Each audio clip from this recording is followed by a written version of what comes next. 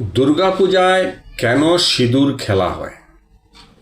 বাঙালিদের বিশ্বাস অনুসারে দেবী দুর্গা কন্যারূপে বছরে একবার তার বাপের বাড়ি মর্তে আসেন।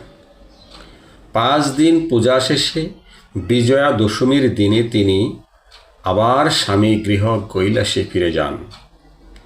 সিঁদুর খেলার মাধ্যমে বিবাহিত মহিলারা দেবী দুর্গাকে নিজেদের ঘরের মেয়ে হিসাবে সিঁদুর পরিয়ে ও মিষ্টি খাইয়ে বরণ করে বিদায় জানান। বিবাহিত মহিলারা দেবীকে সিঁদুর নিবেদন করার পর একে অপরের সিঁথি, কপাল ও গালে সিঁদুর মাখিয়ে দেন।